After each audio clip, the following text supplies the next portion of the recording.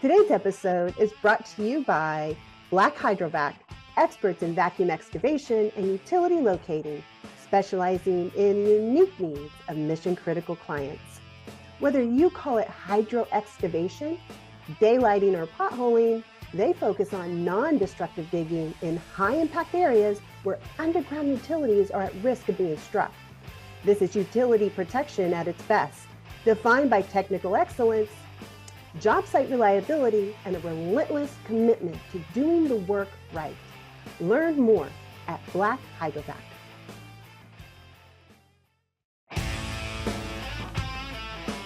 Welcome to Beyond the Megawatt. I'm Valerie Crafton, risk and site strategist. I'm joined by my co-host Mara Irvin, reuse expert and real estate visionary. Together, we are the Data Center Darlings. We're spotlighting the voices and ideas powering digital infrastructure's future.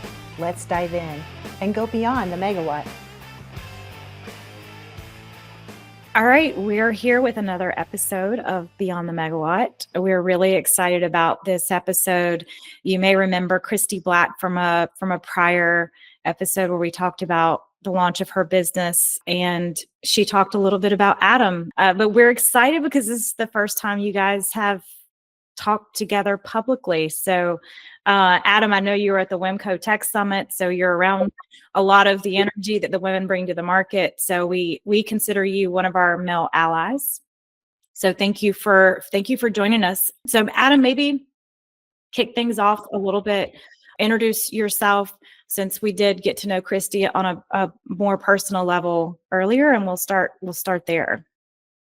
Yeah. Hey, thank you, Mara. And I am definitely, I consider myself an ally of women in this industry too. And I have for a long time. And I think that's probably going to come up a little bit later in our discussion as we talk about Kristy's business. But by way of introduction, Adam Black, I'm the Senior Vice President of Design and Construction at the TA Digital Group. We're a data center developer, owner, operator, focused on big jobs all over the place. I've been in the construction industry my entire career, about the last 15 years with a singular focus on the data center market. Worked at a couple of hyperscalers, worked at another developer for a short period of time before that. And then about 2 years ago, left and went back to the developer world, and I'm having a great time.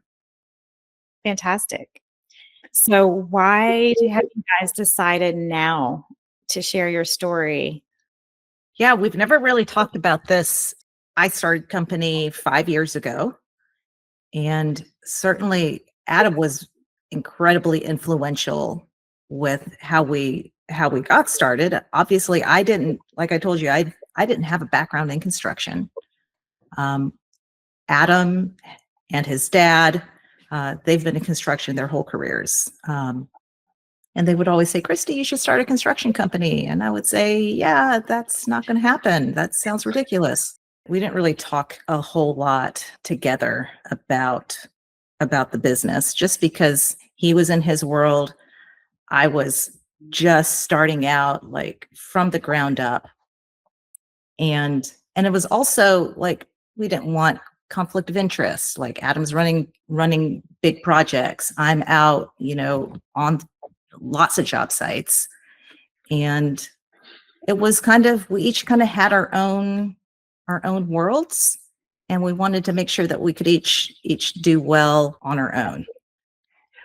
So Kristy, tell me, about that moment, that first moment when you realized that this business needed to exist. Well, it was 2020. I mean, I don't know, Adam, why don't you speak a little bit about that? Because you were observing what was happening during that time. I want to address the last question there real quick before we start this, because I think it's important from my perspective. For those of you who don't know Kristy, first of all, you're missing out. Second of all, she is tough and strong and just immeasurably capable in everything that she does. Why she chose to marry a knucklehead like me is, anybody's guess, but I'm the beneficiary of that. But I do want to say that one of the reasons we haven't really talked about this a whole lot is because it needs to be her thing. And there doesn't need to be any sort of, obviously conflict of interest is a concern, but I also don't want the industry to think, oh, this is Adam's shadow business, or this is, just a play to get some certifications or whatever. And it's certainly not. I mean, I distinctly remember one day Kristy either calling or texting me or something. It's like, hey, I bought 2 vac trucks today. It was the first 2 that she had ever bought. And this weekend we need to go pick them up. Can you drive one home for me? And I was like, okay. Like it was a kind of a complete surprise to me. So this has been a totally organically built thing by her. And obviously we talk at home and we work on it together, but and I could make a couple of introductions here, but all the heavy lifting and all the business that it's turned into has been a sole result of everything that she's done.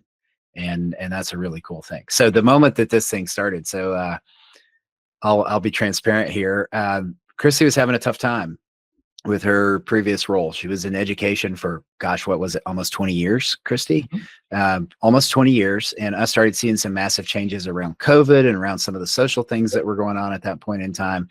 And the focus of her organization that she was serving shifted dramatically. And the result of that shift was a de-emphasis on Kristy's life's work at that point. 20 years of investment into this thing that she was trying to build that she really believed in, and that whole thing got torpedoed. And she said, I don't think I can do this anymore. And I said, well, hey, I got your back. Like, what are we going to do? And she said, I think we're going to start a business. So Kristy ended up taking a leave of absence from her previous employer to kind of get her head straight and think about what she was going to do next. And through a fortuitous series of events that Kristy can comment on, this is what it wound up being. And it has a lot of parallels to what she was trying to do before with the previous mission, just in a completely different industry with a different subset of people and a different focus. And she built something that could satisfy her desire for building opportunity for others, specifically the people working on her team. So yeah, it all kind of came together when one door closed, and then I don't want to say the door opened. I think she kicked her way through the door, and here we are 5 years later with an awesome business. I love that. I love the part where you're just like, she just called me and told me I bought 2 hydrovacs. Can you help me drive one home? I mean, and you're probably sitting there going, okay, here we go. I mean, yeah. And then the drive home was fun and interesting. And it was white knuckle the entire way for me, driving a big old truck like that. It was not a CDL truck for any authorities paying attention. It was under CDL limits. I do not have a commercial driver's license, so I was legal. But then, there are subsequent calls of, hey, guess what? I found a really good candidate and I hired him today. And then a week later, I found another one and I hired this person. I'm like, well, okay, it's awesome. These things are really taking off.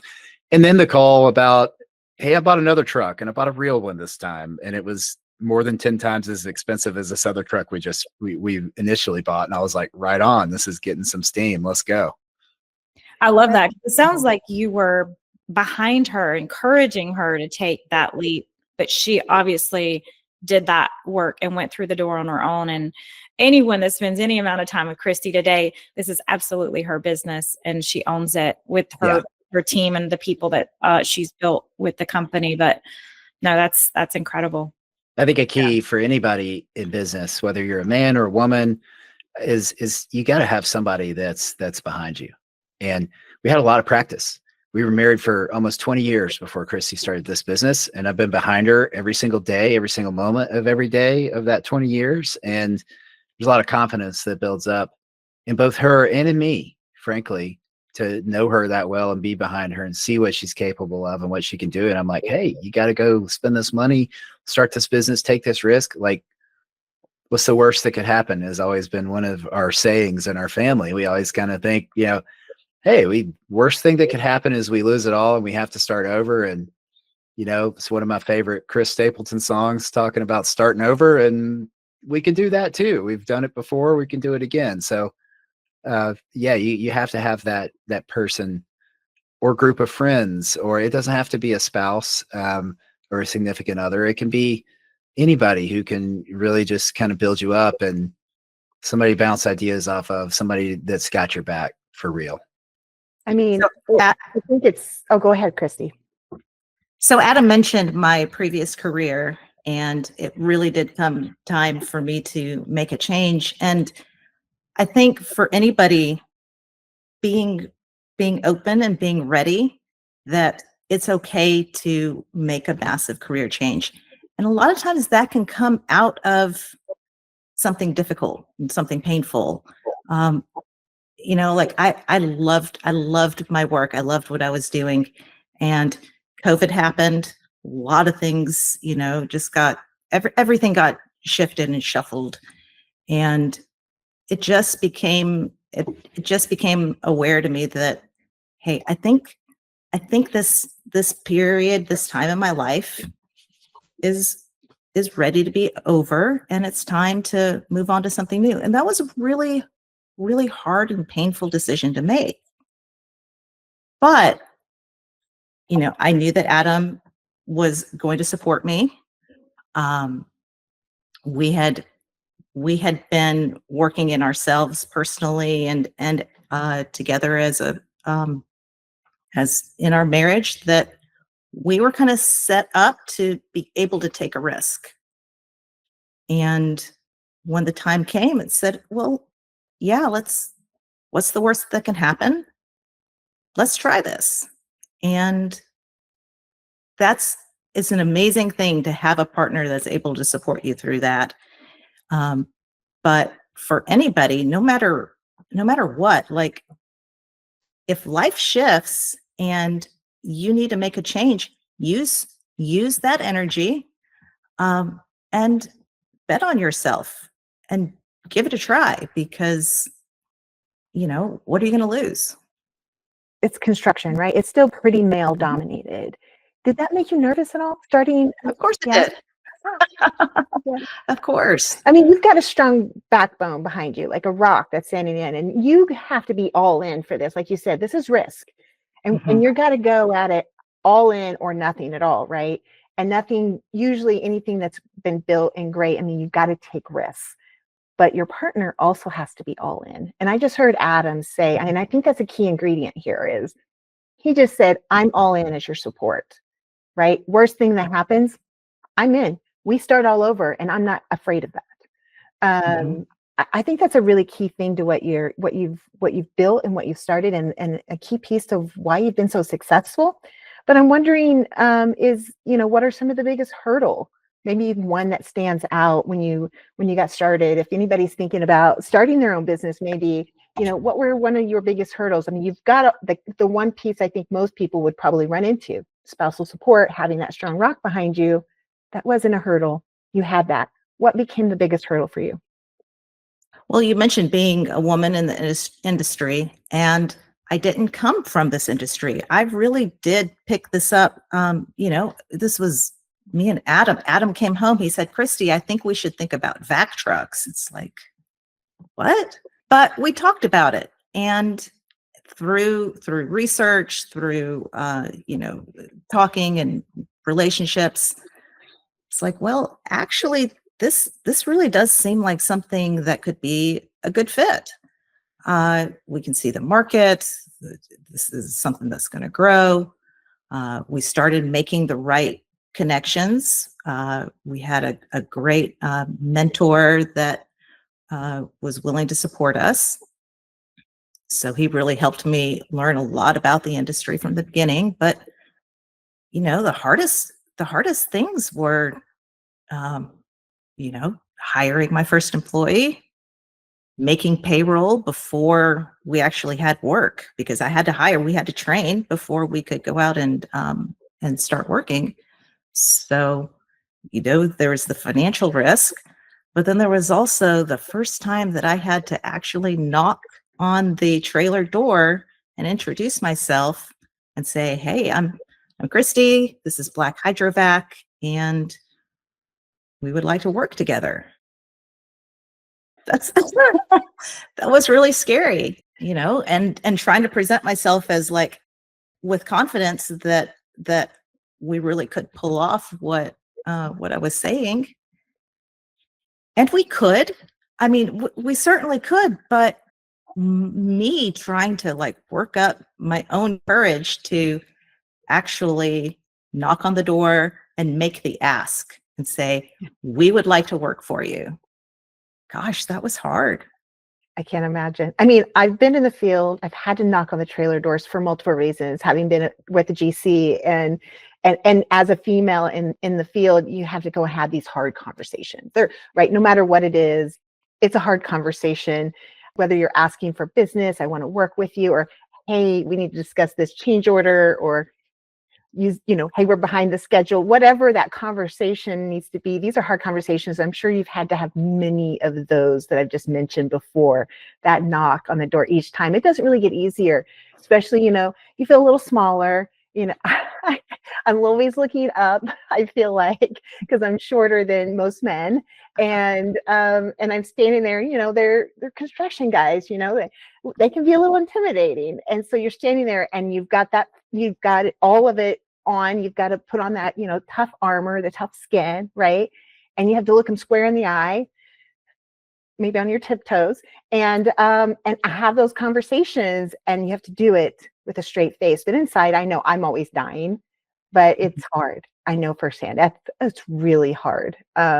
And it doesn't, I don't know that it gets any easier, because it's always a different conversation. And how have you overcome that then, I guess? Kind of, has it just gotten easier from practice, or from building a team and putting the right people in place who can do that? I don't know if it gets easier, but I was just going to say, Kristy, you and I think you spent some time in North Carolina. Is that right? Yeah. I'm going to say that maybe that's what we share in common, because what I've seen, because I went out on my own too, and I would show up, I would have that fear, and then when I would do it, I would be like, oh, I'm kind of doing a thing. But what I think we share is resilience. And I think it probably comes from a very early age in my life and my family, where we just get things done. And maybe it wasn't building a hydrovac business, but it's shown up in other ways in your lives. And so I don't know if you have any core memories or things that your family taught you that kind of instilled that resilience, and just finding a way, creating a way, even when you're afraid to knock on the door. But I know that there were experiences in my life that definitely helped prepare me for, here I am in the data center industry, and never planned to do that. But I don't know if you had similar experiences before you decided to pull the trigger on this. Well, I mean, I think it's always hard things. And when you muster up the courage to do something that you're afraid of, but you do it anyways, you get stronger.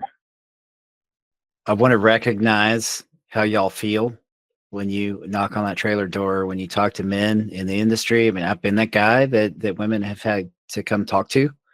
And I don't think everybody is like me, but the way I approach that is, show me what you can do, right? Let's talk about that. Let's understand what you can do. Let's understand the work product. Is this something I need to buy? Because at the end of the day, I am completely agnostic to who it is that's selling the service, the equipment, the whatever it is. I want performance. And I think that mentality is growing. I hope deeply that it's growing in the construction industry. I'm seeing more opportunity for women, minorities, veteran-owned businesses that are new, any people that are new entrants into this, new and non-traditional entrants into this industry.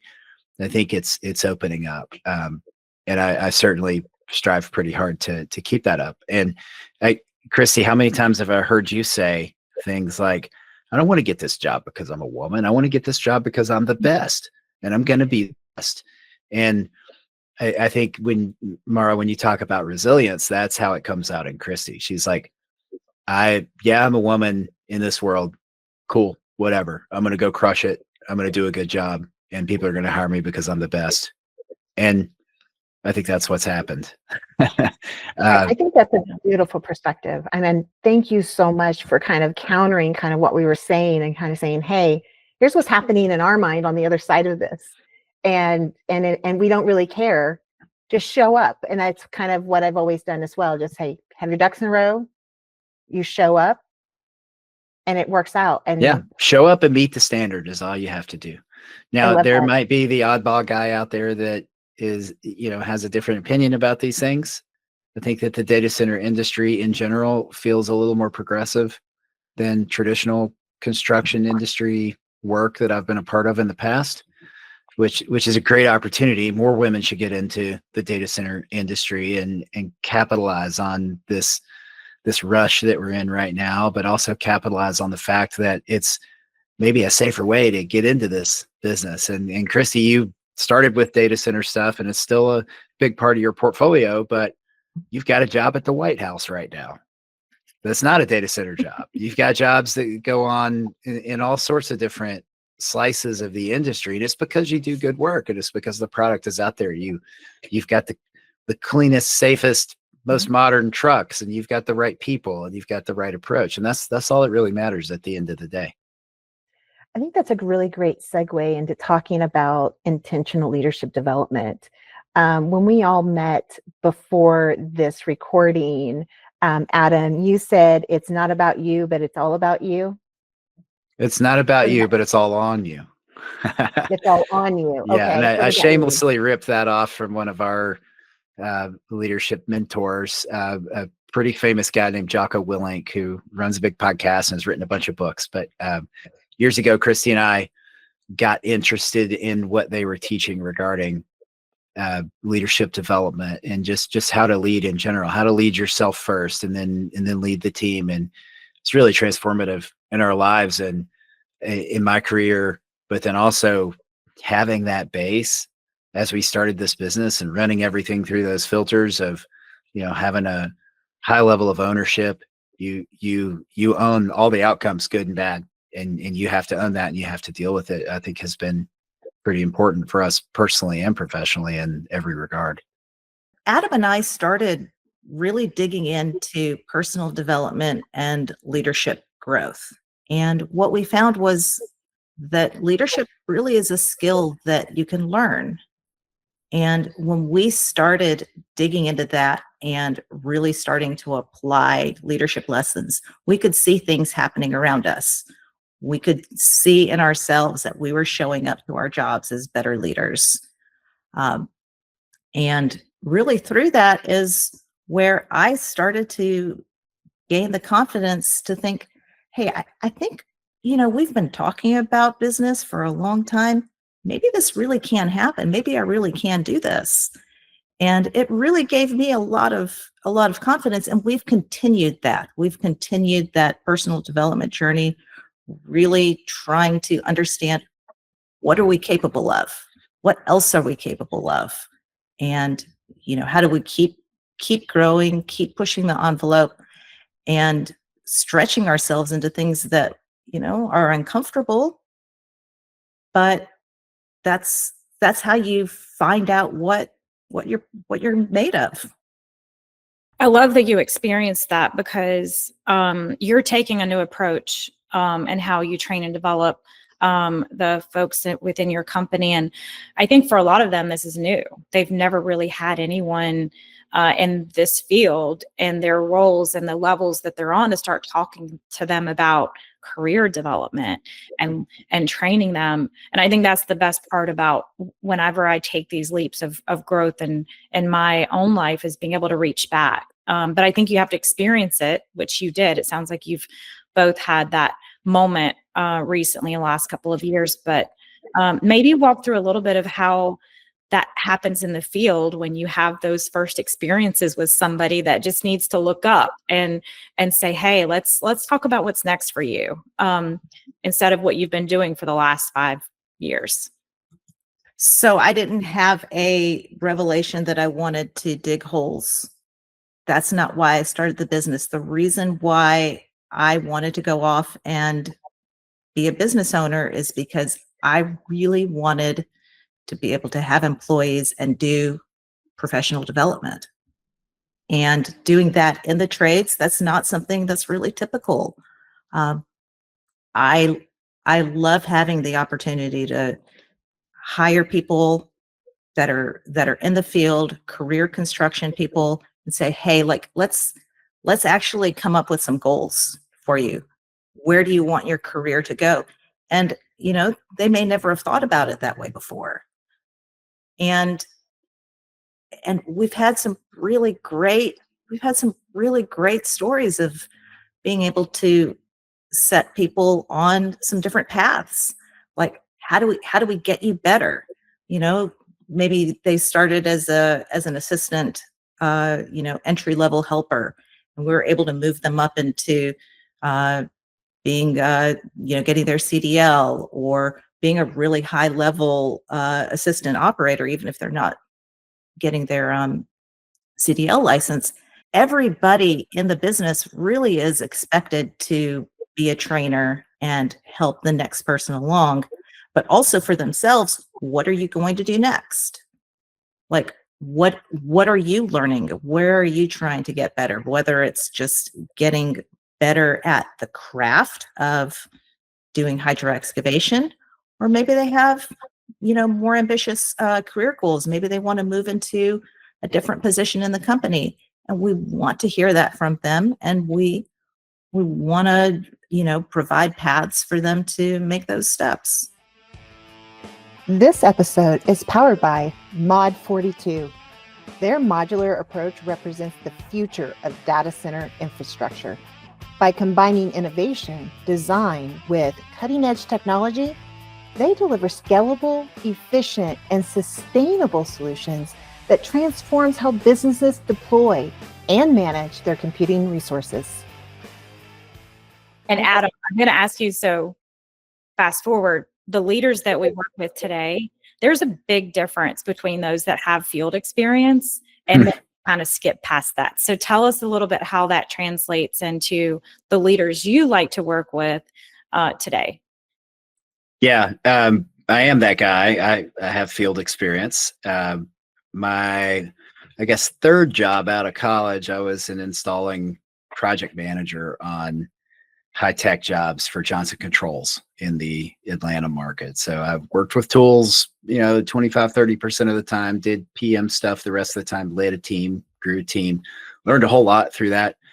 I think that the secret sauce there is, if you've worked in the field and you've been there and you've done that, you remember those moments where things didn't go well, and you say, man, one day when I have the authority and the power to make sure this doesn't happen, be it a technical problem, a bad estimate, a bad schedule, poor work ethic, or even, interpersonal conflict, and observing that and saying, I'm never going to let this happen on my jobs. I like to talk about the guy on the bucket, the ubiquitous guy on the bucket, or lady on the bucket, who is always on these jobs, and they're turning screwdrivers and doing whatever they're doing, but they are so much more important than me. They're so much more important than the guy who sits in the trailer all day long and does their work. They're the ones actually building these projects for us. And if you don't think about them and you don't look at things through that lens, or if you're incapable of looking through that lens, then that's a problem, because you're not taking care of the people who are most important to what's going on the job site. The people who have been there in the field, they can see it through that lens much more easily. But I also want to be clear that there are a lot of people, a lot of leaders I've worked for, who are tremendous, amazing leaders who never had that field experience, but they've been able to learn and understand and find out that, seek out the people who do have that experience and say, hey, what do I do here? How do I, that's part of it, that humility aspect of leadership. If you don't have that experience, you don't know it firsthand, having a humble attitude and saying, how do I take better care of the people, give them more opportunity, give them a safer workplace, a more enjoyable workplace. Those things are super important. And those are the kind of leaders I like to work for. And it's the kind of leader I want to be. And hopefully all the people who have interacted with me would say that's the kind of leader I am. Yeah, I can say that I've seen that firsthand. Those leaders who have not been in the field, but they've been intentional. They're the ones who are actually out there walking the sites regularly. They're talking to the laborers on a regular basis. What are the problems? What's going on? What roadblock can I help move out of your way? And it's not that they know the job, it's going out there and asking the questions to better understand the pain points to support them. And I think there's something huge about that. Yeah, it transcribes to engineers too. We've got a ton of engineers in this industry, and Kristy and I we met in college at an engineering school, and there are plenty of people who have tons of book smarts, but you put a screwdriver in their hand and they have no idea what to do. They have no practical application.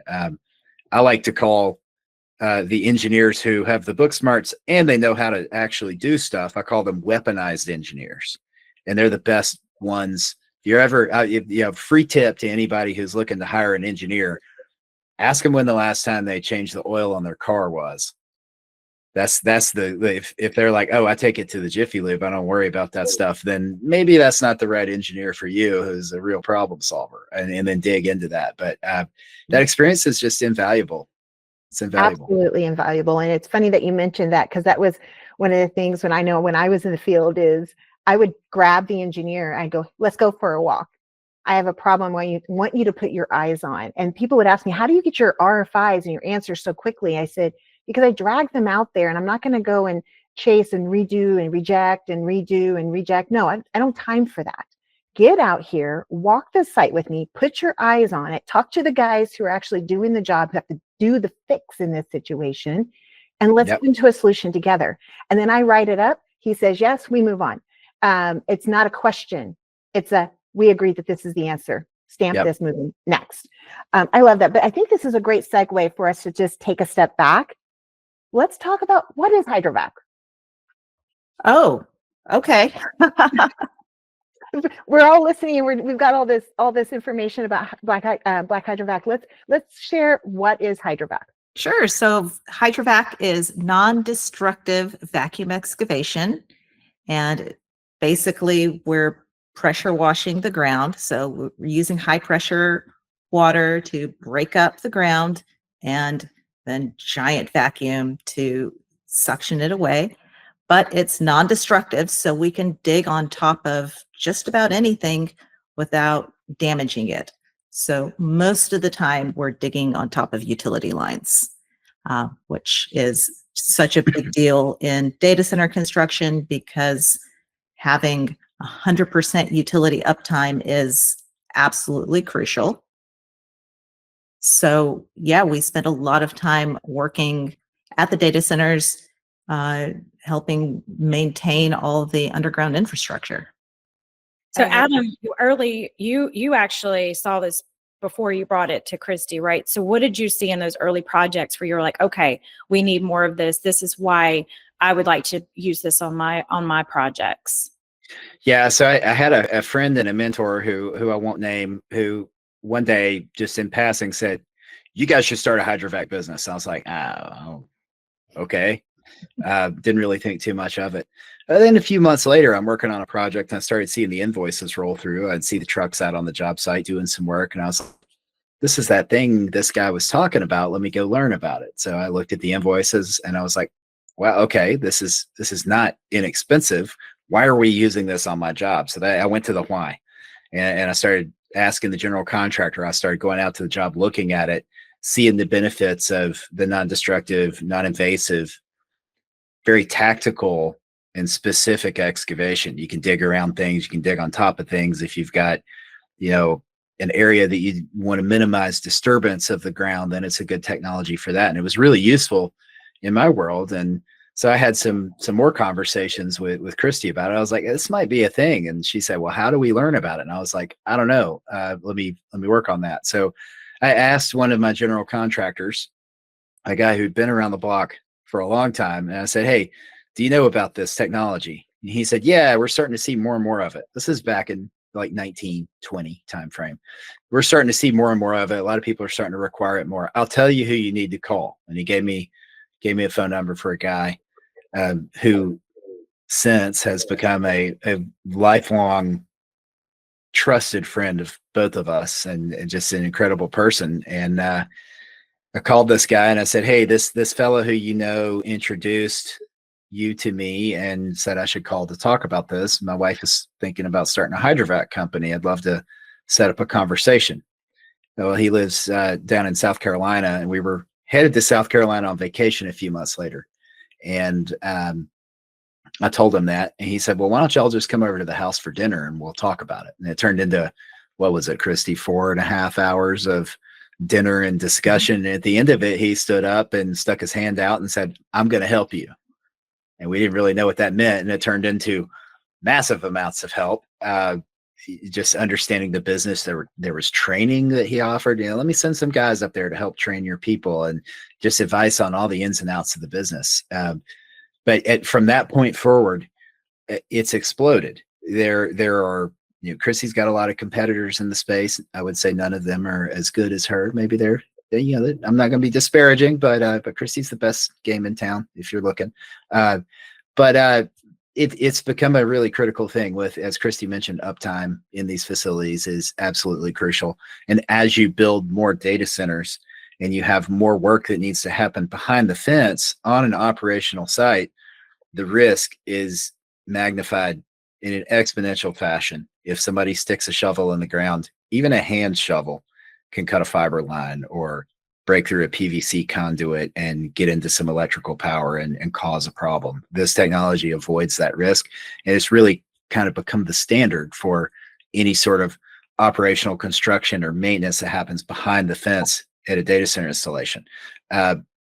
Further to that, power plants, hospitals, any sort of facility that falls under the broader mission critical umbrella, with processes that cannot go down or communications that cannot go down, they're all huge beneficiaries of this technology because it reduces the risk. Yes, there's a cost associated with it, but it all kind of evens out at the end because you really are not moving as much dirt. You don't have to do as much surface restoration after the work is complete. You can do this very quickly and with less risk. And for an owner, that's a win because I've got an SLA I've got to maintain with my tenants in my data center, and we will pull out all the stops to make sure we do that. It's our commitment and one of our core values to do that, as all of my competitors and all of the hyperscalers, they have that same core value. So that was really the genesis of this is coming.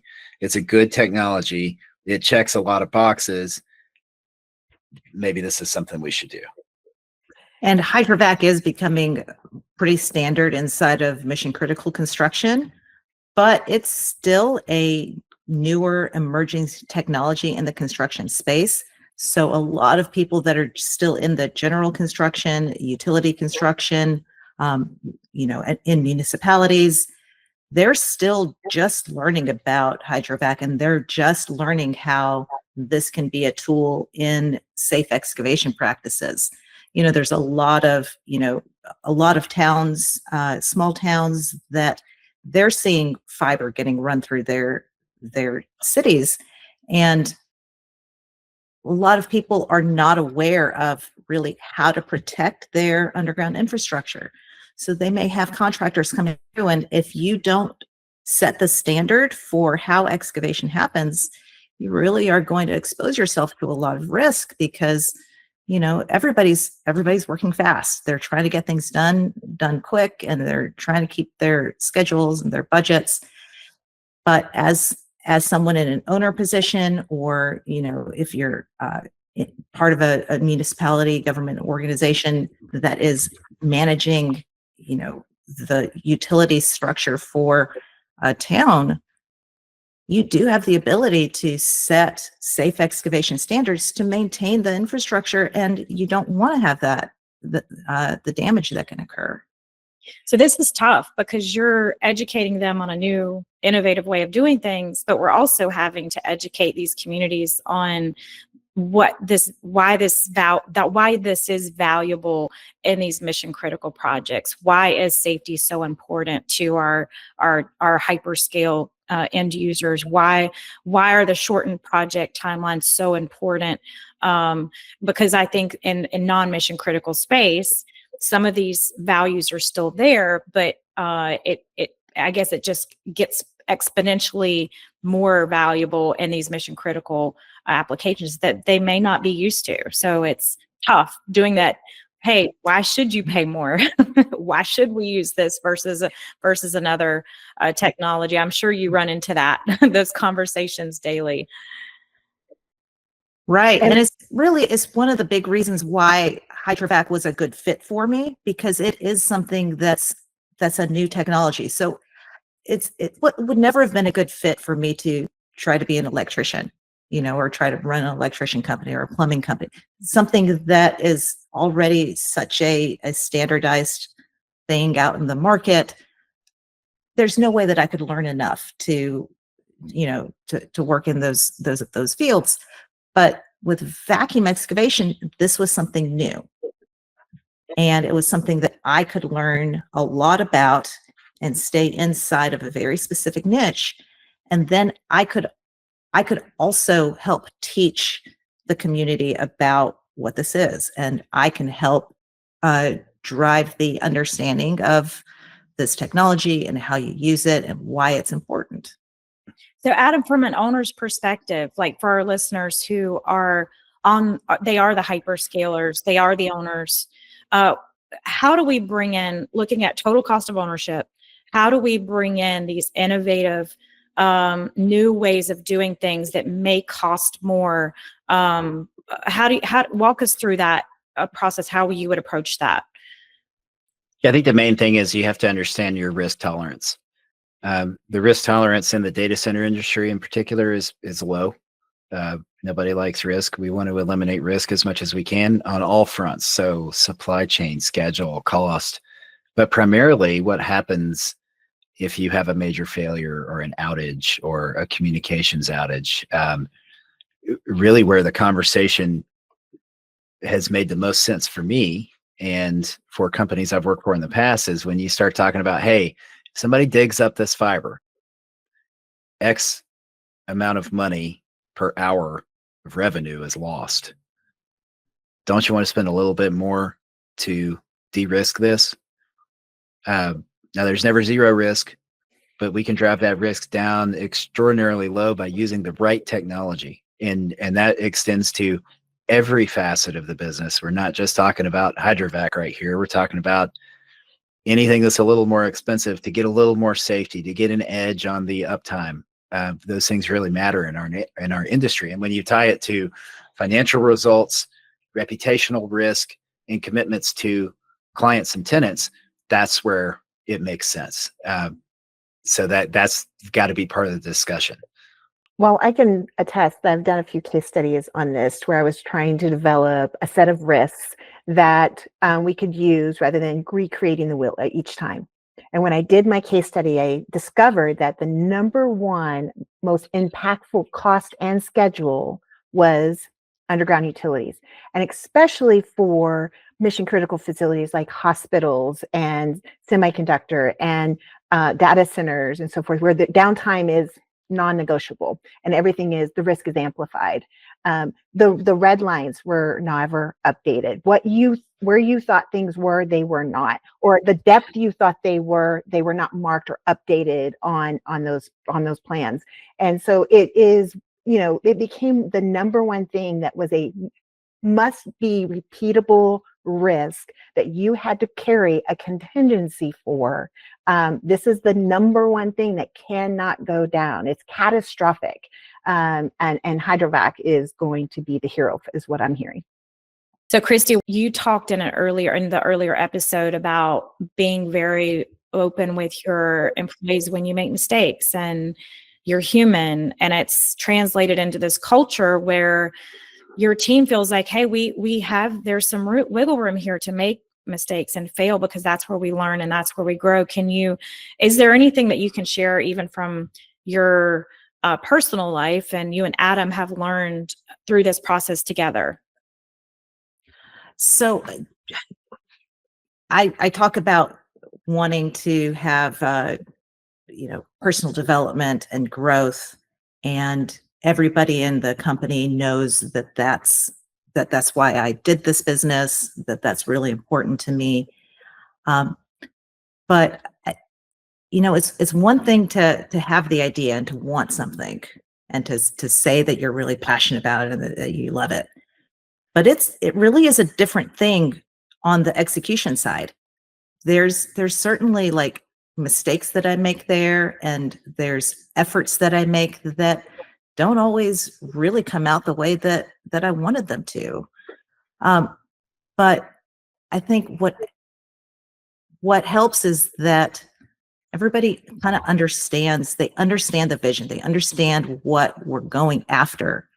And I think we all need to know that, like, the idea and the execution doesn't always match. And that's okay. You got to keep working on it. And I think, like, making sure that everybody understands the vision and the big picture of what you're going after, that's what helps us make it through the bumps. That's true. Because everything doesn't come out well. That's exactly true. That was kind of what I was thinking through too, is even in our relationships and the people that we work with, we can fail. We can make mistakes. It's remembering the vision, remembering what brought us together, and staying focused and kind of moving through that. So, so Valerie, I think it's time for a great lead into our audacious question. If you'd like to ask that. A great segue. I mean, this industry is fast paced, right? I mean, we can't get it done fast enough. And being two working individuals in this fast-paced environment at the same time, in the same industry, constructions, mission critical, and what have you, how do you support each other? How do you balance it all? First things first. Yeah, we were married for almost 20 years before Kristy started this business. A couple of kids, our daughter turned 18 this week. So we've successfully raised 2 children into adulthood, which is pretty amazing. I've been through a lot of ups and downs and career changes and things. But one thing that we've never let go of and never slacked off on is our relationship. Now things definitely change when Kristy starts a business and I've got a growing career and I'm doing all these things. A lot more of our talk at home is surrounding problems at work, things that we need to do, like where are we headed? But you have to measure that stuff. You have to talk about it, but you also need to go out on a date night. You need to take that last minute vacation somewhere or a staycation if you can get away. You've got to understand that without this team that we've built over a long time, even before this business, that the business isn't going to work. The team comes first, and the team is me and Kristy. And we've even told our kids that, like, hey, mom and dad are in first position here. Like, we love you and we're going to take care of you, but you're going to move out someday. And I want a wife, not a roommate. So sorry, guys, we've got to take care of number one here, which is us. And I think if you maintain that focus and you don't let the business, and life get in the way of having that connection and maintaining that connection, then you'll be successful. I want to talk a bit about career growth as a woman from my perspective, because Adam and I, he mentioned we both went to Georgia Tech and we both got business degrees, and we both started off our careers when we were young. And then I had kids, and then we had kids. And you did all the hard work. And I took a part-time job. I was mostly stay at home, and Adam was building his career. And I'll say that was tough. It was kind of, there were certainly days where I kind of felt like he's making all the moves. He's doing all the big stuff, and I'm home wiping noses. And there was a feeling inside of me that was like, I'm ambitious too. I could do these things. I'm smart. It was a season as a woman, like, there's different kinds of choices that sometimes we have to make.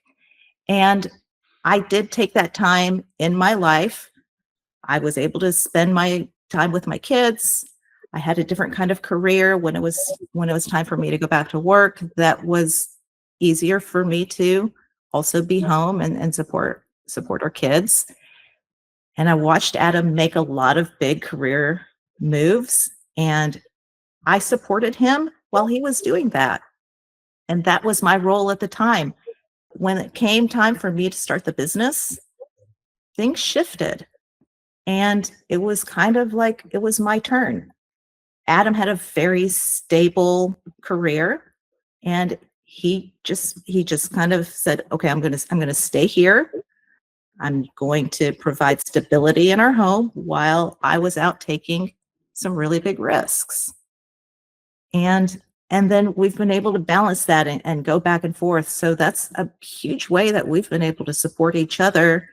This is not a competition, and we want to win together as a team.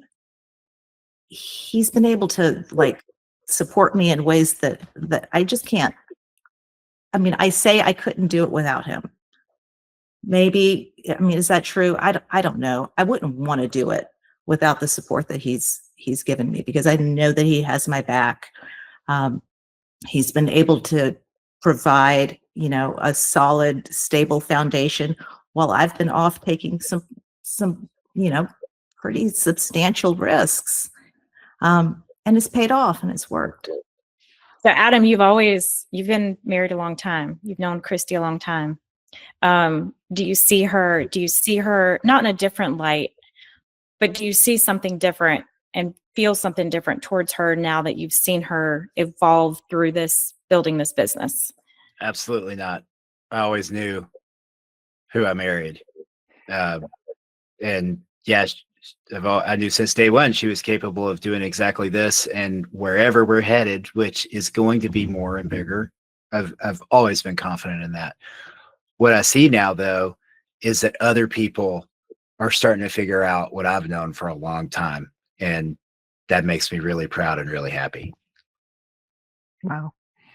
Well, I think that's really special. I mean, I watched you show up and surprise her at WIMCO when she was speaking. And it was such a blessing for her to see you there and have your support, and to hear you both just talk about how, hey, I supported you in your career. Hey, it's my turn. And you just said, I'm all in. That's what I heard you say. I'm all in. Go do it. I'm always all in on everything all the time. Like that's the way you win.